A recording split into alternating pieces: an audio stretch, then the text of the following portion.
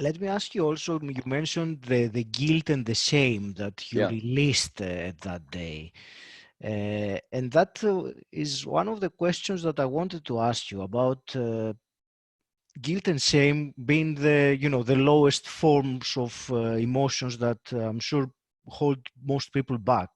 Yes. So what's your advice, your thoughts on how to deal with something like that? How is this holding us back and how can we break free of it? Yeah. That day, 1999, on that third day, when after the Dickens, I released a lot of what's the word? It's like a toxic energy, you know. Mm-hmm. I released a lot of that. Mm-hmm. But then the process continues after that, you know. And so for 20 years now, it's been 20 years about 20 years since I came across the practice Ho'oponopono, which is the 4 phrases. I'm sorry, please forgive me, I love you, thank you. It's a Hawaiian mantra. It comes from Hawaii. It's Hawaiian huna, which is, the Hawaiian culture is a very, very spiritual culture. Mm-hmm. They believe in energy, etc., and that everything is energetic and everything is connected. And so that weekend was a major catalyst for me. But then what I did was I continued to do that every day. I continued to, I continued with the practice of gratitude. I continued with the practice of continuing to carry on forgiving myself, you know. And that's an active process that I tell everyone. You correctly said that shame is the lowest emotion. Dr. David Hawkins created something called the map of consciousness. Mm-hmm. On the map of consciousness, shame is the lowest vibrating emotion. In other words, for anyone who's watching or listening to this, what that actually means is that the frequency or the emotional vibration of shame is very, very low, very dense. And so trauma that creates shame, when it's unhealed, then it manifests in disease. And this is what we're seeing now with more and more people around the world, because of the fact that more and more people are, we continue to mask our shame, or continue to cover it up with all kinds of things that offer very short-term validation, short-term gratification. Mm-hmm. You know, we are constantly being manipulated as consumers to buy certain things, because if we buy certain things, it'll make us feel better about ourselves. And that's what people are doing. They're placing their emphasis on the wrong things in order to feel better about themselves, rather than looking within and saying, okay, cool, what is it that's really making me unhappy, and what's really triggering my anger or my frustration and my sense of guilt. There's a lot of guilt that people carry around, guilt and shame. Guilt because they feel they've done something wrong when they were much younger, and they're not even sure what it was, but it's kind of in the unconscious. So to answer that question, to continue to release and continue to allow yourself to process your trauma. This is something that you have to continue to do with yourself all the time. Mm-hmm. So if you take the average person who looks in the mirror, without even knowing it, they have an unconscious charge in their nervous system, because they don't like what they see, because they've been told certain things about themselves when they were younger, or they've been programmed by society that to look a certain way is the best way. And if you don't look like that, then you don't really fit in, right? And then you're not accepted, you're not loved. And because we were all, when we were young too, we learned something unconsciously which is inaccurate, and we all form a false premise or a false idea around love. So when we were young, we believed that love came from our parents, love came from other people.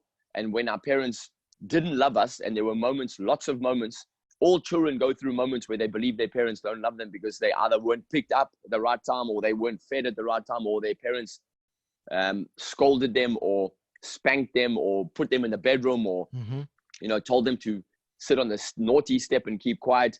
And so when a child is good, then it gets love and affection and it gets recognized. But when a child is not behaving the right way, then parents don't recognize the child in a loving way. So what we learn unconsciously is, oh, if I'm good, I get love. If I'm not good, I don't get love. And we carry that into adult years. And so what we're all trying to do as adults is to be accepted and feel like we can, we'll make it, and we'll fit in. So all of that is affecting us. So in order to continue to release that, you need to really recognize that we are all little children inside, and we all need to remember that we are all little children that are craving love, and perhaps we didn't get that love that we felt we deserved, or perhaps we got something that we felt we didn't deserve when we were young. So we need to remember that actually that healing, self-healing, and forgiveness, self-forgiveness is a continuous practice. It's like a child that continually needs to be praised or loved. And now that I just want to make something very clear. That's not about telling a child all the time, hey, you're the best, you're amazing, because that's also not very healthy, because then a child grows up thinking that everything is easy. It's really just about recognizing, just about being loving, being kind to yourself.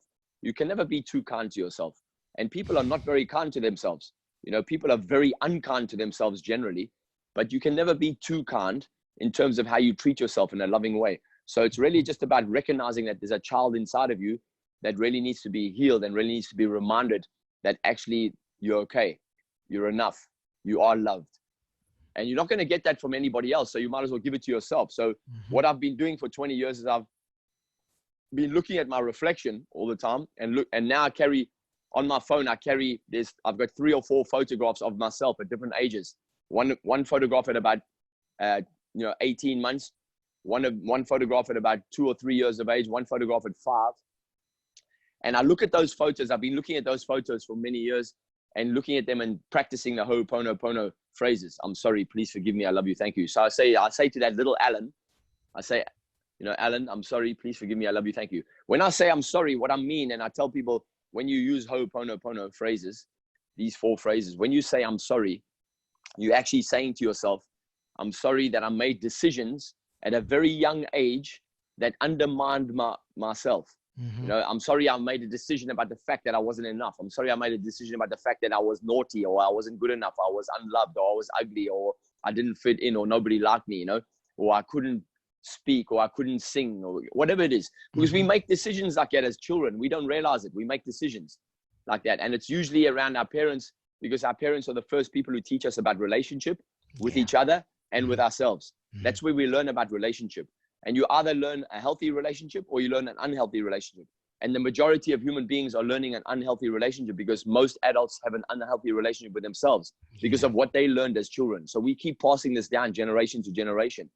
So consciousness really means recognizing that you've never done anything wrong, even as a child. You were just being a child, and really just recognizing that and just continually healing yourself in that particular way.